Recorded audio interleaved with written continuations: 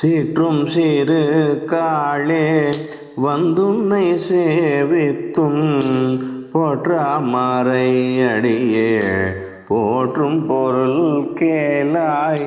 சீற்றும் சிறு காளே வந்துன்னை சேவித்தும் போற்றாமறை அடியே போற்றும் பொருள் கேளாய்.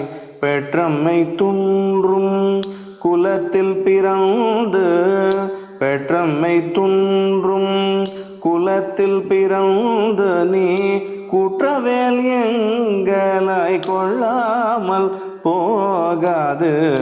நீ குற்றவேல் எங்களாய் கொள்ளாமல் போகாது. ஈற்றை பறை கொள்வான் அன்று காண் கோவிந்தா. ஈற்றை பறை கொள்வான் அன்று காண் கோவிந்தா. எற்றைக்கும் ஏழேல் பிறவிக்கும் உந்தன்னோடு உற்றோமையாவோம் உனக்கே நாமாட் செய்வோம். உற்றோமையாவோம் உனக்கே நாமாட் செய்வோம். மற்ற இனம் காமங்கள் மாற்றேலோரெம்பாவாய். மற்ற இனம் காமங்கள் மாற்றேலோரெம்பாவாய்.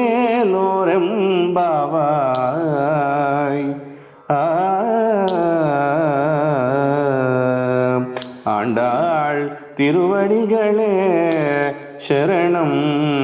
கோவிந்தா கோவிந்தா.